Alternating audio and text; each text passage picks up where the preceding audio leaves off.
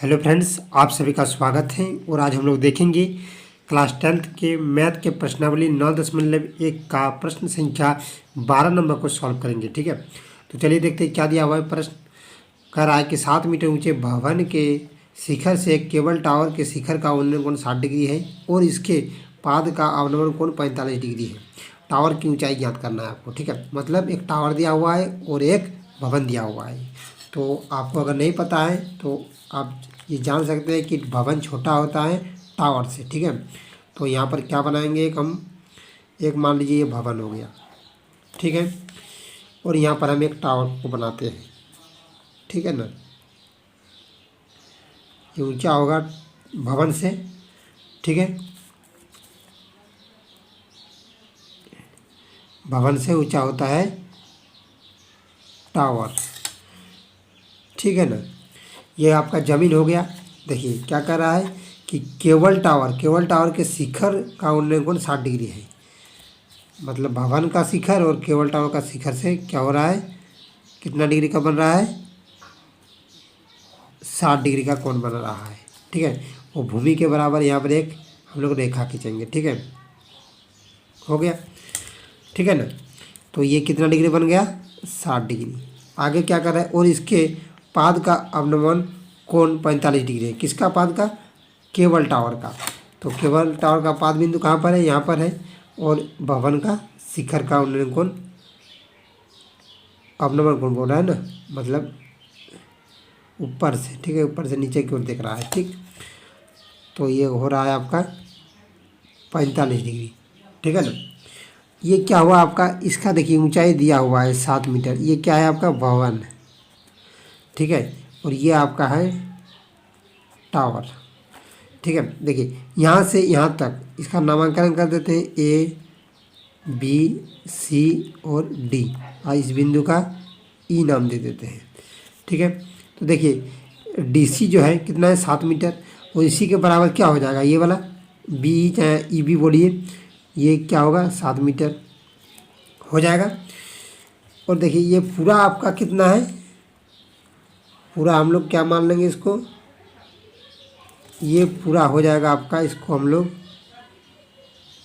मान लेंगे कुछ क्या, एच मान लीजिए, ये एच मीटर है।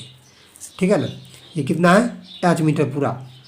अब बताइए कि ये पूरा में से अगर इसको निकालना होगा हमको ए ई, तो ये पूरा में से 7 को हटा देंगे, यहाँ से यहाँ तक हटा देंगे तो ये वाला बच जाएगा।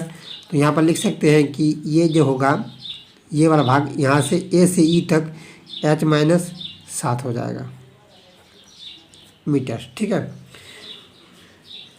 तो आपका जो ये था ना, जो फिगर ही थोड़ा कठिन था। ठीक है, फिगर ही अधिकतर लड़का क्या करता है, गलत कर देता है। ठीक, तो देखिए अब क्या करेंगे हम लोग, तो हम लोग मानेंगे कि टावर की ऊंचाई क्या है।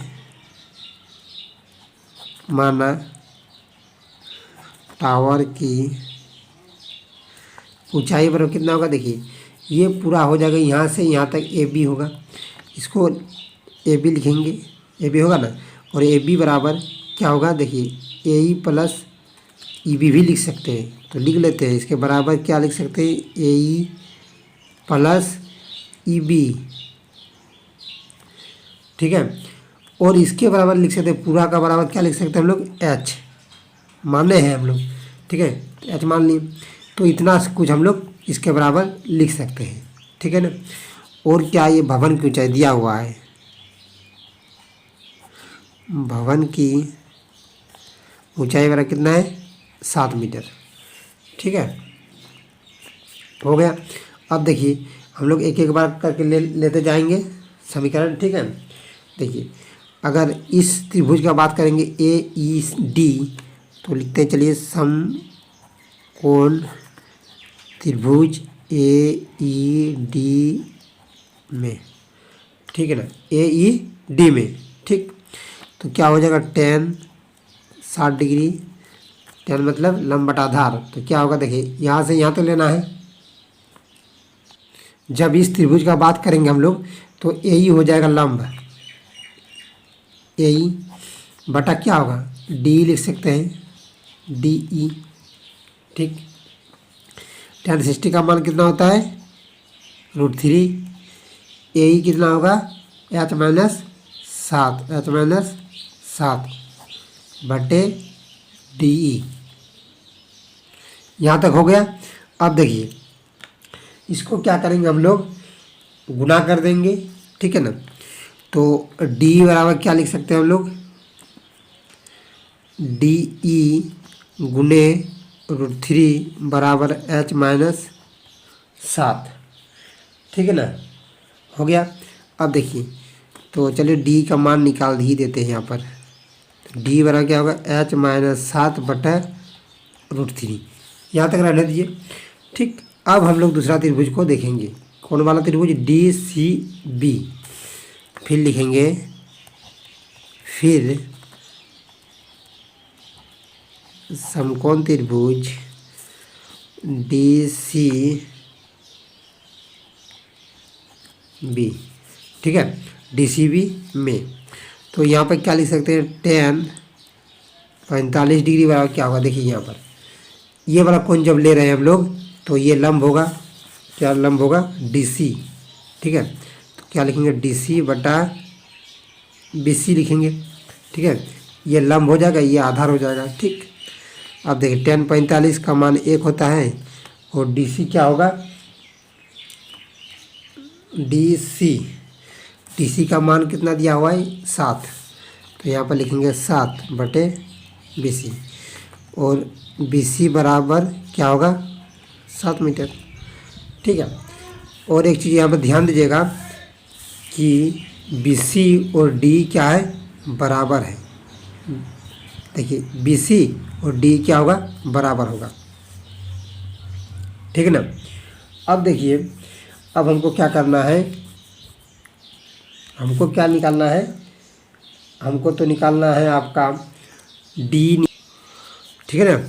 हमको क्या निकालना है, A से B तक की लंबाई पूरा निकालना है, मतलब H निकालना है ना।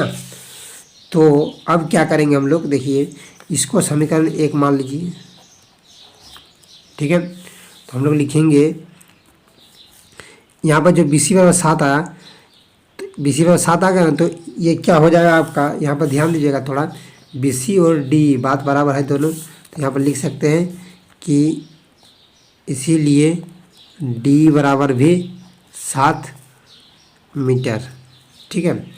क्योंकि यहाँ पर लिख देंगे BC बराबर D, ये है क्योंकि लिख देंगे BC बराबर D है, इसीलिए हो गया ऐसा, ठीक ना। अब देखेंगे कि समीकरण 1 में बैठा देंगे मान, तो मेरा H का मान निकल के आ जाएगा, ठीक है। तो लिखेंगे क्या, देखिए तो यहाँ पर लिखेंगे D का मान समीकरण 1 में रखने पर, ठीक ना। तो यहाँ पर D बराबर समीकरण 1 में दिया हुआ है h माइनस 7 बटे √3। तो D का मान कितना है 7, तो यहाँ पर 7 बैठा दीजिए और यहाँ पर लिखेंगे h माइनस 7 बटे √3। अब √3 को तिरछा तिरछी गुना करेंगे, 7√3 बराबर h माइनस 7, ये 7 को उधर ले चल जाएंगे तो 7√3 प्लस 7 आ गया, ये हो गया h का मान, ठीक है। कॉमन ले लेंगे, √3 प्लस 1 लिख सकते हैं h, ये आपका आ गया।